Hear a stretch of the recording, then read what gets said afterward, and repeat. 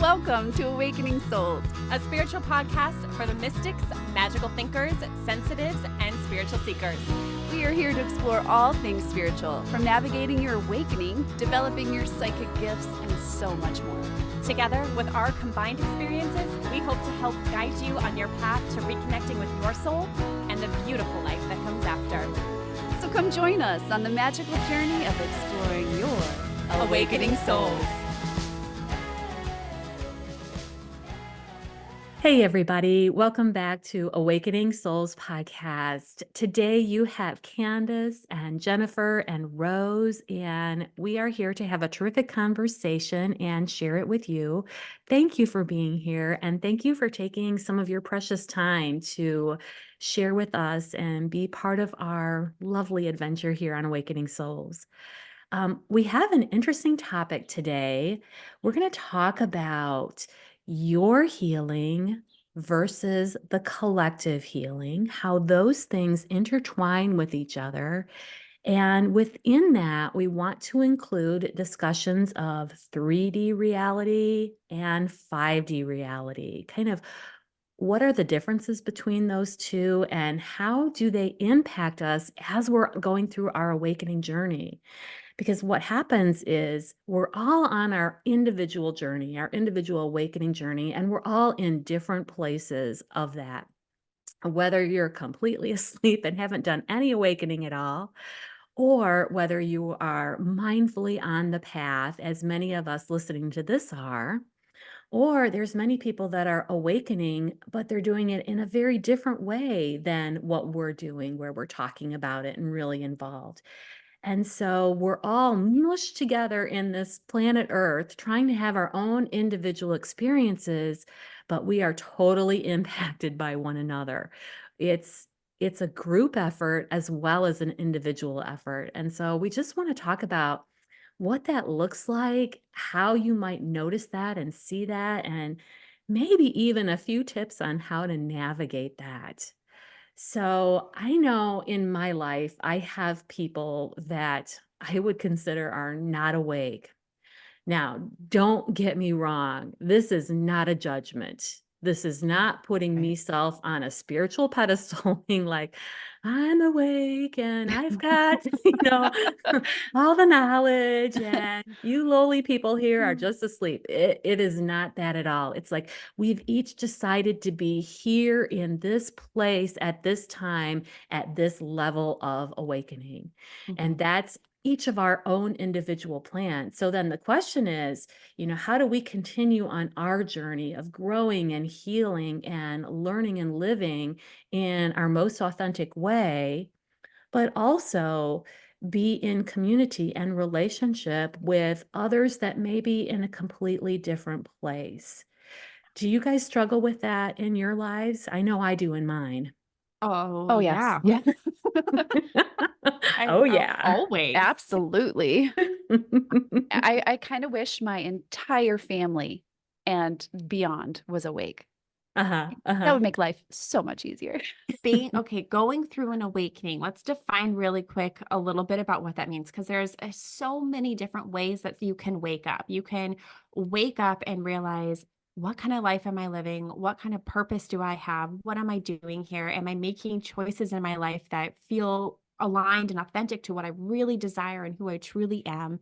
Then there's like you add on to that. And then there's more awakenings that go beyond that. They're like spiritual awakenings where you start to realize you're not just the only person in the world, and then how energies affect other energies, and how you've got your spirit guides protecting you and tuning more into the spirit realm. And then we've got our psychic awakeners who are waking up to, holy crap, I am predicting the future or having these intuitive insights that are a little freaky to me and I don't understand them. There's a lot of different levels of awakening, and we're all going through them. But everyone who's listening to this is going through them. Because if you're still asleep, which means that you are still under, I don't know, an anesthesia of sorts of not remembering who you truly are, remembering your divine self, remembering that you are one with the other people around you, with source energy. Remembering that you're a soul living in a human body. Yes. Mm. And you're still falling into those conditioned patterns that have been given to us or fed to us through society, through religion, through family norms, et cetera, et cetera, et cetera. That is when somebody is asleep. Now, if you are asleep, there's a very good chance you're not drawn to this kind of work or drawn to these kind of conversations. So you're probably not listening to them. So I would say it's very safe to say that all of you who are listening are going through an awakening or have been going through an awakening. Or have someone in their life that's going through an awakening and they want to know more. Ah, ooh. I have a husband who listens. That's true. I do know a lot of people who listen out of curiosity because they're interested. Yeah. Mhm. Yeah. So one thing that I do find is kind of a common theme though with people who are starting to wake up is one, feeling very, very, very lonely because they start to realize that they think differently, they feel differently, and they're looking around going, no one else is seeing what I'm seeing or feeling what I'm feeling. And that could be challenging. Yeah. And that seems to be part of the journey for many people going through an awakening. Many people that I've worked with as clients come in and they're like, my old friends have fallen away and I don't have any new friends yet. And Yeah. that seems to be part of the pattern. Yeah. And thank God for the husbands or spouses that stick around too, because Oh. they don't have to. So thank you, God. Yeah. Oh man, the It's stuff crazy shit show. Yes.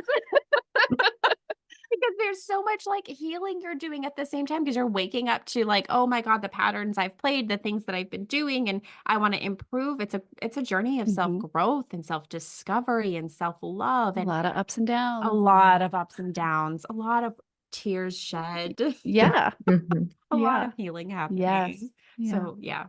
Yeah. Thank you to the spouses who have been there supporting us through Yeah. it all. Yeah.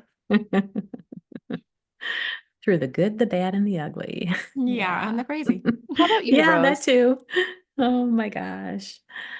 Oh, it's interesting. I mean, I do have, like, I think about my family and, they are all going through different ways of growing and learning.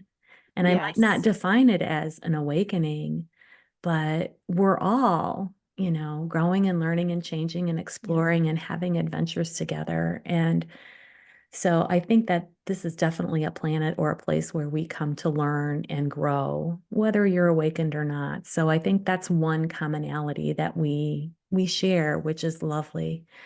The problem that I run into sometimes is I wish they would grow or learn faster than they might be. And that's my ego. It's totally Mhm. my ego.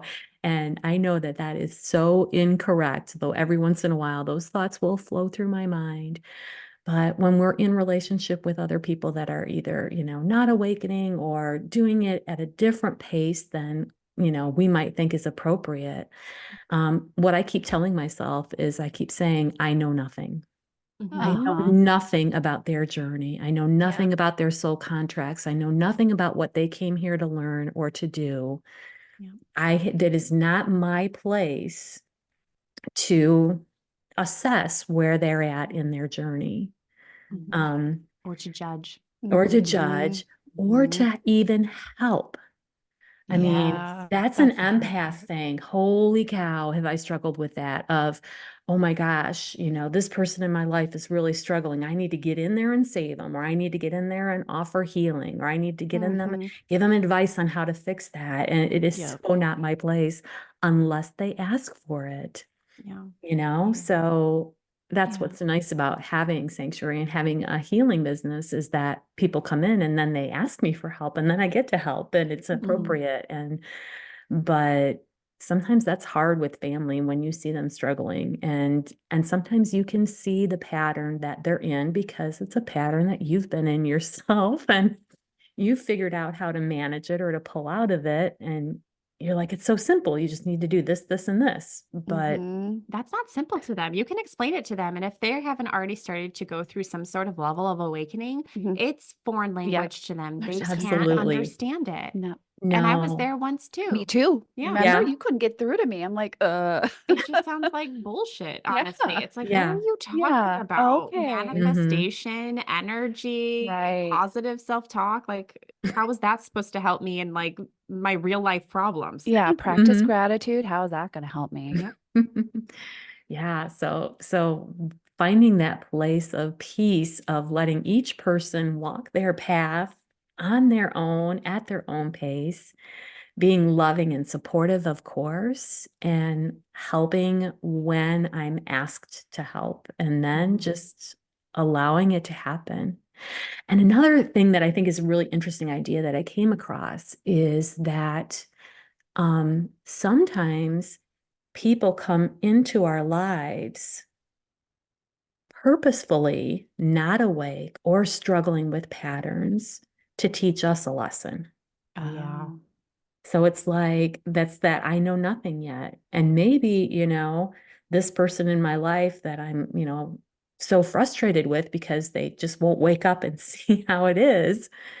Maybe they've chosen to come in this way to teach me a lesson about patience, a lesson about allowing, a lesson about letting each person have their individual journey. And boy, are they doing a great job of it. Hmm. Yeah. Yeah. I think that it can really easily be construed as, oh, you think you're awake, so you got it all figured out and being on your spiritual pedestal, but we are still continuously awakening to our own patterns every day. It's not a one and done awakening. We know it all. It's like a constant learning and relearning, Hmm. and will Yeah. be for the rest of our lives. Yeah. Which I love. I don't mind it at all. Yeah. But it does get frustrating when you feel like you've gotten to a certain level of understanding and the people around you, especially the people very close to you, don't have that same level of awareness. Yeah. Mhm. That can get old. And I work with a lot of women, which I love. I feel very called to work with women who feel that their awakenings has been a more of a problem within their marriages, because they've awoken.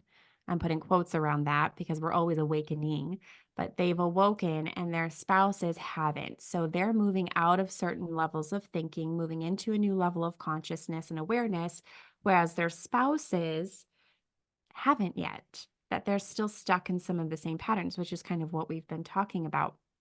But what I like to tell clients who come in, because this is a concern, it's difficult to be in close relationships when you're changing and you're growing and you're seeing the world a little bit differently. And the people that you love and care for so dearly can't yet or don't yet. And this is what I like telling people, is that your awakening was divinely timed. It was meant to happen when it happened. In your soul contract, you said, I'm going to awaken here at this time when I'm in this relationship with these people, because it's like a volunteer thing. Let me do it. Let me go in. Let me do the hard work, because you might be planting seeds for those people. You might be helping really awaken their awareness, because they get to watch you grow and develop. And who knows what, Rose has already said it, who knows what their patterns are, what their life purpose is, and what they're meant to experience. Maybe they volunteered to experience watching you go through this awakening, but maybe also to be a mirror for you in areas where you still need more growth and healing. So I think it's always a divine thing to be in a relationship with somebody who maybe is triggering you or who gives you a little bit of friction to help you along your growth. And the trick is really to let go of the expectations that you have for the people around you, to go through what you're going through, to understand what you're going through, or to be on your same level, because we're not meant to all be on the same level. That's what finding friends and finding your tribe is for, is to find people who can support you and love you in your growth as you all are growing together, while also still being in relationships with people who maybe aren't going through the same things that you are, and being okay with that. Good Lord, I hope all that made sense. Mhm. Yeah, that made total sense. And I think to add on to that, if you are in relationships where other people are triggering you, that is definitely a sign, oh, that's something I need to look at. Yes. So, When I get triggered by anybody that's close to me and I can't just allow them to be who they are with love and compassion, I know, okay, I still got work to do. And, I think that's an ongoing journey. Rose, how do you know when you've been triggered? What are some signs that tell you that I've been triggered? Oh, I start negative thinking, Mhm. usually judgmental thinking about the other person.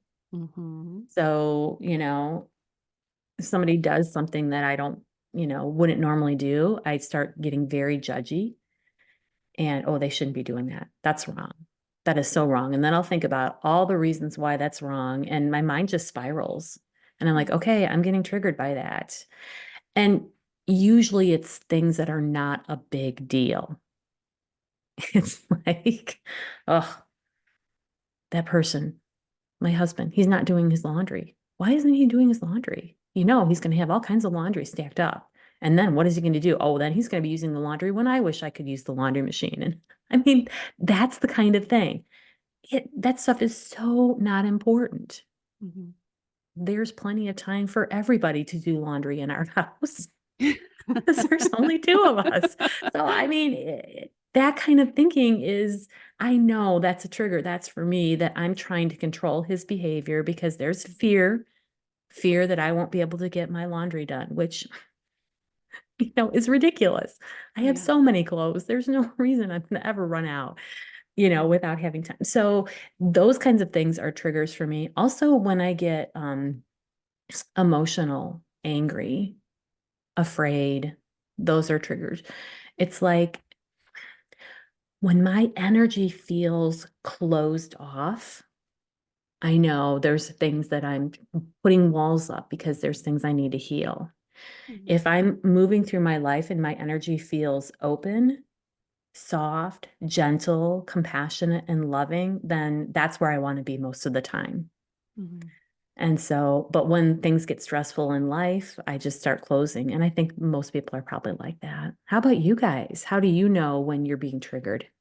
Same. Like I get pretty angry. I get judgmental. I have arguments in my head with the person. Yes, yes. Yeah. Hmm. I would say any activated emotion Yeah. within me. And that could be anything from irritation and annoyance to the bigger emotions like anger, hurt, betrayal. I mean, there's also, you could just name all the negative emotions out there. That's how I know that I've been triggered. Or when I start getting really anxious, I know that I'm being triggered. And I could be being triggered by the people in my environment or something that happened within the environment that wasn't necessarily directly related to a person. But what I think is important is when you've been triggered, once you have to recognize what it feels like in your body and in your mind to have an activated emotion, to feel a trigger, because that's really just like the tip of the iceberg of what's really going on underneath the surface. That's your cue that, hey, Mhm, just to let you know, there's something here that we need to heal. There's something here that we need to look at, that we need to overcome so that we can feel that gratitude and that peace and that mhm. compassion and that love, which creates more ease and flow in our life and more ease and flow in our relationships. So it's like a little flag, like, hello. Yeah. So, Rose, how do you, when you've been triggered or activated, what do you do then? What are some of the things that you do to help soothe that or to work through that?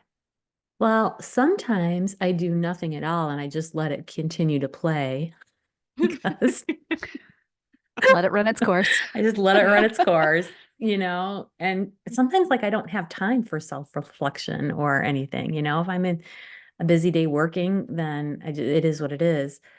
And when I know that, then I tell my mind, stop it.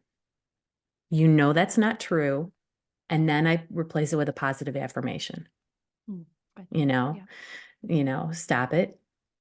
The laundry isn't going to be a problem. And then I might even do a positive affirmation like, there is lots of time for everybody to do laundry in our house. Even though, I mean, that's not a great positive affirmation, but it's targeting that negative thought pattern. Mhm. So, and then I do the gratitude. I know, Jennifer, you're always talking Mhm. about gratitude, and that's such a good reminder for us because, and then I start looking around the house and, oh, I'm grateful for this beautiful home that I live in. I'm grateful that I have all kinds of clothes so I don't have to worry about the laundry. I'm grateful that I have a washing machine and I don't have to go to a laundromat. I mean, I just Yeah. start really noticing this particular whatever that's annoying me and try and find the positive things. And sometimes I'll get it on the first time, but usually it'll sneak back. Like half an hour later, I'll start getting grumpy about the laundry again. And then all of a sudden I'm like, no, stop it. And then I have to. So usually it takes me a few times before I can really kind of nip it in the bud. Yeah. It's because low vibrational thinking is so much easier than high vibrational thinking. It's like It sneaks, toxicity. yeah, it just sneaks Mhm. right back in, and you're like, oh, wait a minute, I gotta raise my vibration. We know that our brain is wired to look at the negative because it helps protect us. So it's easy for us to fall into patterns of looking at negativity Mm-hmm. because we're looking out for our safety and the Yeah. safety of our family. Mhm. Even if it's something as small as like, I won't be able to get my laundry done. Right. I won't have clean clothes. No, the horror. That's yeah, that's a safety mechanism. Yeah. And it's all there to protect us. And, I also think about our TV shows and our movies. They're all drama based. Mhm. There's always a problem that needs to be fixed. Yeah. Mhm. So when we're watching all of these stories of trauma and drama, Mhm. that's something that we think, oh, our life has to have this. And it really doesn't. Mm-mm. And Mm, even from pulling from your own experiences of the traumas that you've experienced, um, I talk openly about how I struggled with having PTSD and severe anxiety. That came from traumatic experiences that happened in my childhood. And my brain learned I had to be on high alert all the time because I had to make sure that I could protect myself, my body, and my mind. And so I needed to look for negative and look for, the Mm. scary things that might be happening or lurking around the corner or people's intentions. Mhm. And so my brain was constantly in that cycle of negativity, negativity, and how can I protect myself? And it was an ugly place to be all the time, especially when my body, I was actually safe at a certain point, but it took a very, very, very long time and a lot of help from psychologists to help me get to a place where I could teach my brain to be safe, teach my body to be safe, and then practice things like gratitude and mm, getting to that place. So I just want to stress that your brain is there to protect you, and that's its first Mhm. and foremost job is to protect you, your nervous system to protect you and alert you to say again, protect you. So if you are feeling like it's very hard to get out of uh, that need to be protected all the time, and that's very triggering for you, then reach out for help to somebody who can help you regulate your body, your nervous system, and your mind so that way you can get into higher levels of feeling to those higher emotions like gratitude and love and peace and compassion, because that moves you. We're going to cross over into the 3D, 5D, that mhm, crosses you over into that 5D dimension, that fifth dimension, that realm of energy. And remember, if you're constantly being triggered by, let's say, your spouse, look, it's not your spouse's fault that you keep getting triggered. You need to look deeper into yourself and find out why mhm, these triggers are happening, where they're coming from. It's not coming from your spouse or your significant other. mhm. It's triggering a pattern. It's triggering it, maybe a memory even. Yeah, a memory. And Yeah. that's not to say you don't place boundaries, right? Mhm. You Yeah. don't have Mhm. boundaries You and have to have boundaries. have your own independence and autonomy in relationships, partnerships, friendships, whatever they may be. Have Well, and boundaries. and of course there is a line too. If you're in a relationship that is, abusive or destructive, I mean, of course, that's not your fault and you need Mhm. to do something to make yourself safe, whether that's leave or get help or whatever. So we don't want to encourage you to stay in a unsafe relationship saying, "Oh, I'm just getting triggered by this," when it's verbal abuse or physical abuse or anything like that. Yeah, So yeah. that's a different That's kind different. of Yeah. trigger that is where you need to to make a shift or make a change to make sure that you are safe. But boundaries is really important. And I think it's interesting because you talk about 3D reality versus 5D reality. And 3D reality is a little bit more low vibrational. It's more fear-based. It's more scarcity mindset. And we're all there sometimes. I think a lot of us, especially those of us awakening, are kind of fluctuating between those two different realities. Yeah. 5-dimensional reality is going to be more loving, more compassionate, more peaceful. And we're going between those two. And the earth is shifting and changing and moving to more of a 5D reality. But 3D reality is still part of the show. Yeah, and it always will Yeah. be. It always will be. Yeah, because it's tangible, it's heavy, it's denser. It is what our entire world is made out of, is that 3D reality. Everything we have is in 3D. I don't think that's an escape. We can't escape that. No. It's something we No. have to learn to live with and co-create with. Yes. Absolutely. And I think, when you're in situations that feel very heavy and 3-dimensional, you have choices. You can choose to leave that situation. You can choose to set boundaries. You can choose to limit the amount of time you're in that situation. So it's something that should be empowering. You shouldn't feel trapped by 3D reality. And some of it is just beautiful too. And I think that's a really good point to remember, that it's not always just, low vibration. This planet is just beautiful. An interesting concept that I had is I did a past life regression, and we were asking questions about 3D reality versus 5D reality. And I was the one being hypnotized.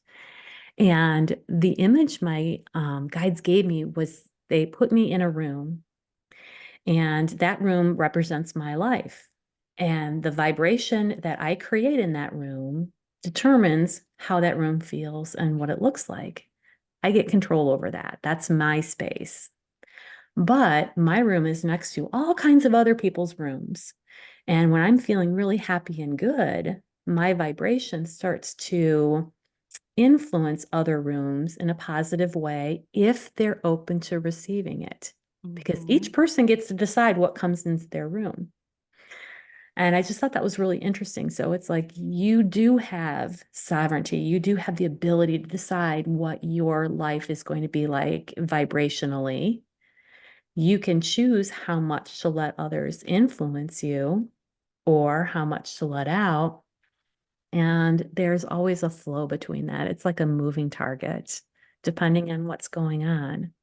And I just like that idea that we do have a lot more control than maybe we realize. And it's very fluid as well. So if we don't like what's going on, we do have the ability to make changes and shift. Yeah. And I think that's one thing that I love about the concept of relationships and certain people awakening and other people not, because your awakening energy is influencing the energies of the people around you. Mhm. And they have to choose about whether or not they're going to accept that energy. But I was doing a reading for a woman who was talking about that very thing of like, I'm very frustrated. I feel like I'm growing and my husband's staying where he's at. And is he ever going to get to that place? And I said, you have no idea the influence that you have on him by just doing your own thing, like separating yourself, your growth from his growth, and just keep moving forward with your growth, your awakening process. And naturally, your energy, I can see the energy moving into his and opening up just a little bit more for him. He's receiving the information, he's receiving the energy, but it's his choice subconsciously, really, and within his soul contract of how that's going to affect him, impact him, how much he's going to open, how much he's going to grow. This is a learning process for both of you. And I love that we get to share our positive energy with other people to help influence them in a positive way. And that's what moving into 5D is moving more into those higher vibrational positive emotions. It's a mindset. It's not a physical, tangible thing. It is a mindset shift. And that is impactful. That does create change, but you can't expect it to create change either. It's like, It's creating change in your little room. Yes, Yep. yes. It's creating change in your room for sure. And then you can see, I mean, other people can choose. I love that sovereignty that we each get the ability to choose what we bring in and what we don't allow. And It is a challenging thing to accept that other people are going to grow at their own plate, at their own speed. mhm. Especially if they are a constant influence in your life. Yep. Or you share a life together. Yeah. And just to have love and compassion for them.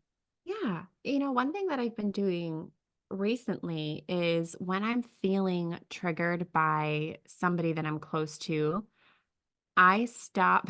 I notice, I get that mental chatter of, oh, they're so annoying and they're frustrating me or whatever. Mhm. And I stopped myself recently and I started asking myself, oh, are they being a mirror for you? Are you exhibiting the same behavior, maybe in a different way that you don't love so much about yourself? And it allows me to let go of whatever negative thoughts or feelings I was having that were attached to that person. And I go, okay, they get to be their own person, but I'm going to look inward. What is this really telling me about myself? What are they Mhm. mirroring back to me? I And love then I that. have to go in and do a little bit of work. And I've noticed like 9 times out of 10, it has nothing to do with them. It does have something to do with me. And then I have to do a little bit of that deeper work. And so then I'll go through, and it's annoying. I'm not going to lie. Like constantly having to work on yourself can be a lot. Mm. It's exhausting. And, Mhm. you don't have to do it every single moment of every single day, ebb and flow. But I went in and I started journaling about it. And I've just felt like I've opened up my heart so much more. And if you've been listening to the podcast in the last recent couple episodes, we talked about opening up the heart chakra to allow receiving. Receiving is love, right? Mhm. Opening up your heart is love. And so I feel like I just have opened up my heart walls and have so much more love and compassion for the people around me than I did before in the past. And that's Mhm. been a beautiful thing. Mhm. I think you said something very important too. You acknowledged that there was something in this person that it was mirroring something of you. Hmm. And I think that's what a lot of people need to remember is that when you find something that you don't really care for about that one person you're looking at, look inside yourself because it could be the very thing you don't like about yourself. Ooh. Well, and the other aspect to this whole topic that I love is that the more we each are individually healing ourselves, the more we're helping the planet as a whole. Yep. The more we work on our own stuff, the more we raise our own vibration, the more we embrace that energy of compassion and love, it's going to have that influence on the planet. And we're going to slowly but surely bring our planet to a better place. There's a spiritual influencer, I'll call this person, Matias de Stefano, I believe is his name. He's all over Gaia and he's incredible. He does a lot of work talking about 3D, 5D dimensions and all the other dimensions. But Mhm. he says that us as people are like the neurons of the planet, that the planet is its own brain, its own consciousness, and we are the neurons feeding information. So if we as a species on the planet are in a dominant state of depression, anxiety, frustration, anger, blaming, whatever negative emotions or things that you could think about, we are quite literally changing the energy and the consciousness of the planet. So then the planet's consciousness is more of those lower vibrations. And the goal has been to, and if you go back and listen to our Starseed episode, this is going to make sense, has been to raise the vibration of the planet. How do you do that? You raise the vibration of the people first, which changes the vibration of the planet. Because if we start to move into higher states of consciousness, into that love frequency, which is the highest frequency that you can move into, then we're changing that consciousness and that energy vibration of the planet, which again, go back to that Starseed episode, changes the state and the energy vibration of all the other planets that surround us and goes into the cosmos. So you're not just healing yourself, you're healing the planet, you're healing the Yeah. universe, you're healing the galaxy and beyond. Yes. Mhm. Yes. All right. So I think we're going to wrap up this episode, but just a few points to remember that as you're healing yourself, remember you have a much bigger impact that you might think you are. Remember that when you're in relationships with people that maybe not in the same energetic place that you are, try to just come at it from love and compassion and allow them to move forward on their journey at the pace that's right for them. However, set boundaries and take care of yourself in that process as well. So make sure that you are happy, content, safe as much as possible while you're trying to navigate that. It's always a moving target. And know that all of us get triggered. All of us start thinking those negative thought patterns. That's just part of our protective mechanism. So when you notice that happening, do some self-analyzing and work on finding the root of that frustration and then making positive steps to change it. So we really hope that this episode has given you some insight into your healing versus the collective healing. And we hope you have a beautiful week. Thanks for listening. Bye. Bye.